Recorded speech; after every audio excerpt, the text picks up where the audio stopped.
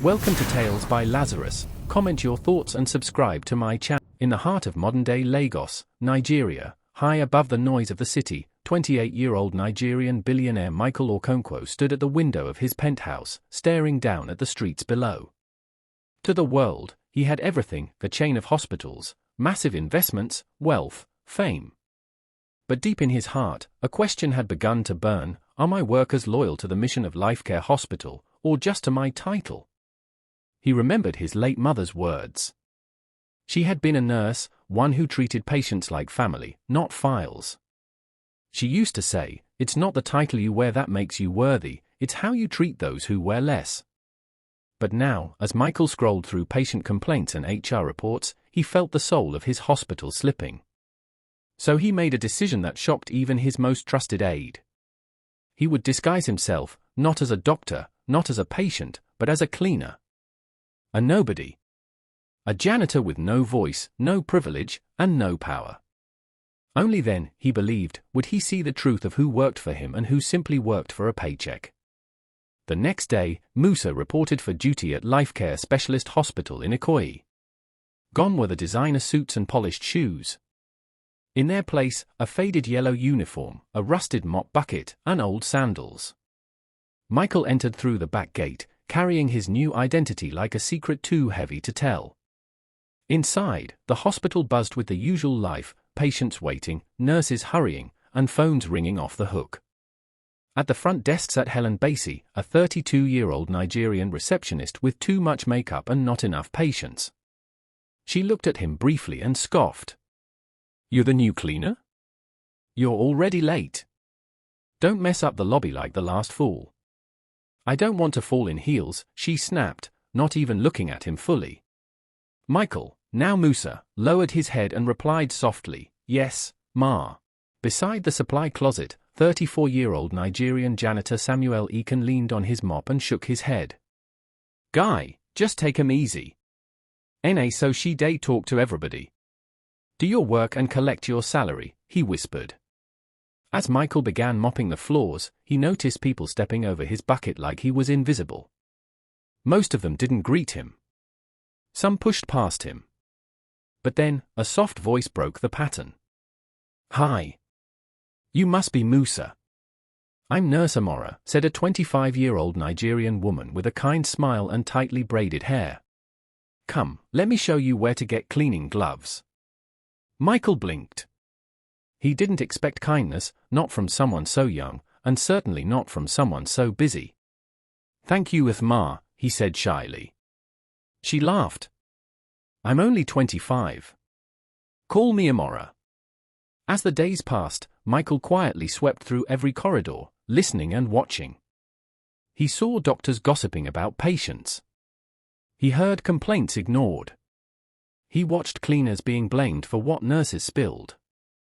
And through it all, one thing became clear: titles had become thrones, and many had forgotten what service meant. One afternoon, he overheard Helen laughing with two nurses behind the pharmacy. "Have you noticed the way Amora talks to that Musa guy?" she whispered. "Maybe she's in love with him," another nurse joked. Helen rolled her eyes. "She should aim higher. Me, cleaner no day enter my prayer point. I want soft life big." Michael clenched his fists as he mopped nearby, unseen. It wasn't the insult that stung, it was the culture.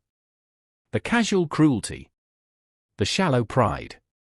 Later that evening, while scrubbing the emergency ward floor, he was joined by Amora again. "Musa, I made jollof rice earlier. Do you want some before I toss it?" she offered, holding out a warm plate wrapped in foil. He hesitated, surprised. "Thank you," he said softly, accepting it. They ate in silence. She didn't pry. She didn't ask about his past. She simply told stories about her dream to one day open a mobile health clinic for rural mothers and children. Michael felt something shift in him.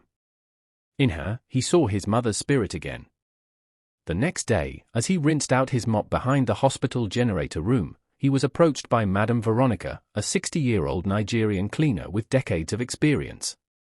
She wore a scarf around her head and carried wisdom in her eyes.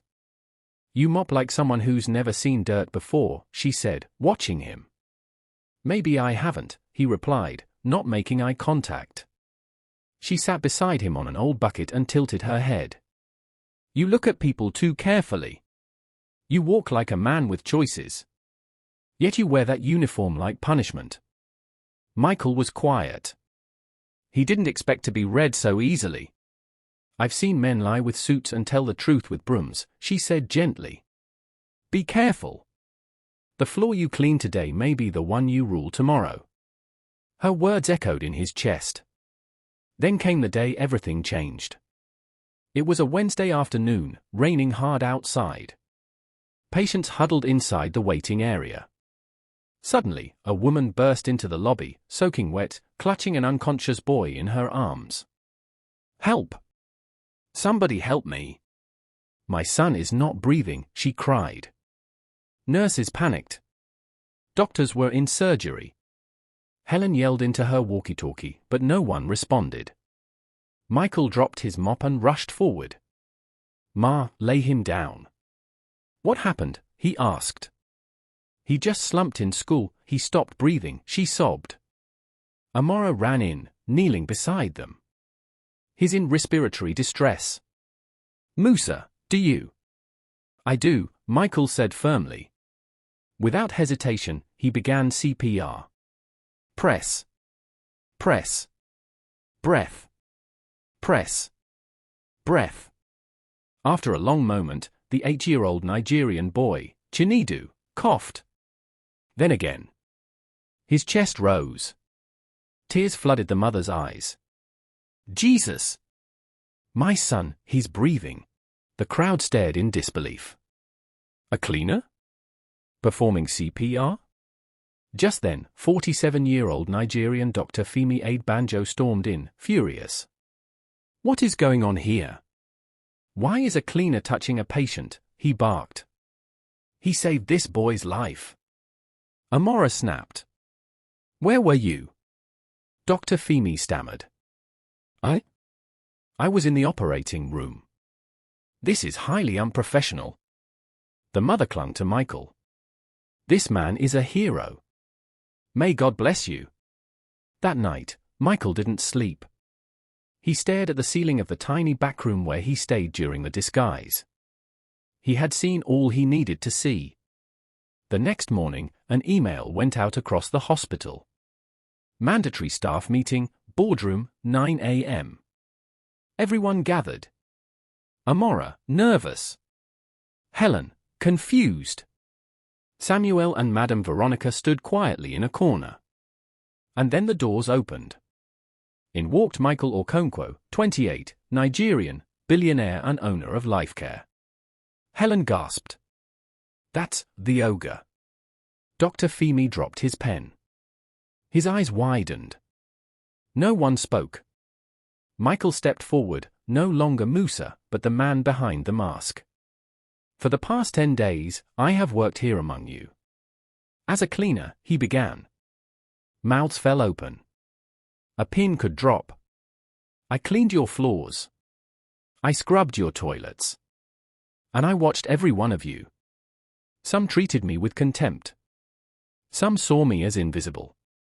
But one among you treated me like a human being. Nurse Amora. Amora covered her mouth, stunned. You offered me food. Kindness. You defended me when no one else would. And that is what this hospital is meant to stand for, he continued. Michael turned sharply to Dr. Femi. You let a child almost die because you weren't present. And when someone stepped in, you were more worried about your title than the child's life. Dr. Femi stuttered, Sir, I? You're dismissed, Michael said coldly. He turned to Helen. You judged others by their uniforms, mocked the struggling, and created a culture of pride. You're suspended. Pending review. Helen sat down, trembling. Michael turned to everyone. If you are here just for a paycheck, this is your last day. But if you are here to serve, to truly serve, then let's rebuild. Together. 2 days later, Michael walked up to Amora under the mango tree in the hospital courtyard. You walk differently now, she teased gently. Like a CEO again. But you still have the cleaner's eyes. Michael smiled. Maybe the cleaner is who I really was all along. He handed her an envelope. What's this? She asked. A promotion letter. You'll head a new department, patient kindness and family wellness. And inside, there's also your scholarship offer. I'm sponsoring your master's in public health. Anywhere you want. Tears filled her eyes. Why me? She asked. Because you showed compassion when no one was watching. And this hospital needs more people like you, he said. Back inside, Helen sat in HR, ready for her exit interview. Michael walked in. I'm not firing you, he said. You're being transferred to our Eilerin branch. 3-month assessment. A second chance. Helen nodded, ashamed. Thank you, sir. I'll do better. Michael looked at her seriously. I hope you do. That evening, Michael stood on the rooftop of Lifecare, watching the sun dip over Lagos. Amora joined him silently. Did you find what you were looking for? She asked. He looked at her and smiled. I found something better. I found humanity. Power reveals very little. But humility? It reveals everything. In a world where uniforms define how we treat others, one man dared to remove his. And through a mop, he discovered truth. The floor doesn't just collect dust. Sometimes, it reflects character.